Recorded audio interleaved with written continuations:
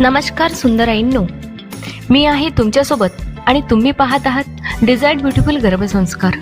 आज आपण बोलणार आहोत एका खूप सुंदर पण आजकाल कमी ऐकायला येणाऱ्या परंपरेबद्दल, म्हणजे चोरोटी. चोरोटी म्हणजे नेमकं काय?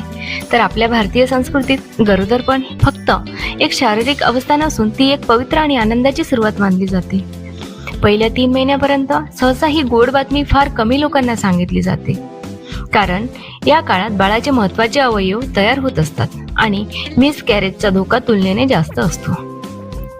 म्हणूनच 3 महिने पूर्ण झाल्यावर अगदी साध्या पद्धतीने घरातल्या घरात एक छोटा विधी केला जातो, त्यालाच म्हणतात चोरोटी. गोड बातमी हळूच येते, घरात आनंद फुलतो.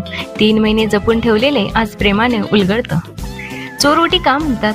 चोर म्हणजे लपून किंवा शांतपणे. ही ओटी मोठ्या थाटामाटात नाही भरली जात, फक्त जवळच्या कुटुंबियांच्या उपस्थितीत अगदी साध्या पद्धतीने हा छोटासा आनंद साजरा केला जातो.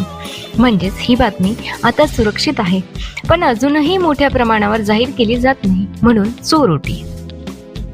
शांतपणे साजरा सोहळा, मनात आनंद दाटतो, नजरेत काळजी, ओठांवर हसू, आईचा प्रवास उजळतो. चोरोटी कशी भरतात? चोरोटी काही भागांनुसार पद्धती बदलतात, पण साधारणपणे गरोदर स्त्रीला पाटावर बसवतात. तिच्या ओटीत हळद, कुंकू, फळे, नारळ, सुपारी ठेवतात. साडी किंवा चोडी तीच देतात. गोड पदार्थ भरवतात आणि सगळ्यात महत्त्वाचं म्हणजे मनापासून आशीर्वाद देतात. आई आणि बाळ निरोगी राहो. ओटीत भरले आशीर्वाद, हळद कुंकवाचा सुवास, आईच्या कुशीत वाढणारं स्वप्न, घरभर आनंद खास. यामागचा खरा अर्थ काय? तर ही फक्त एक परंपरा नाही, ही आहे भावनिक आधाराची सुरुवात. पहिले 3 महिने थोडे तणावाचे असू शकतात.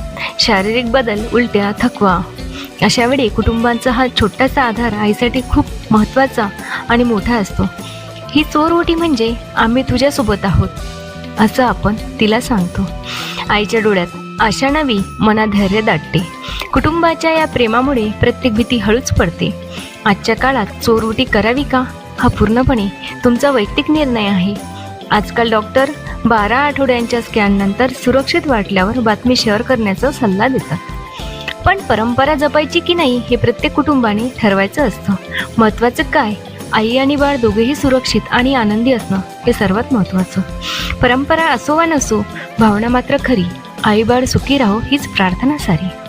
जर तुम्हाला ही माहिती आवडली असेल तर व्हिडिओला लाईक करा आणि अशा सुंदर गर्भसंस्कार परंपरा आणि सकारात्मक माहितीसाठी चॅनलला सबस्क्राईब करायला विसरू नका. तुमचे काही अनुभव असतील चोरोटीबद्दल तर कमेंटमध्ये नक्की लिहा. पुन्हा भेटूया एका नवीन आणि सुंदर विषयासोबत. नमस्कार.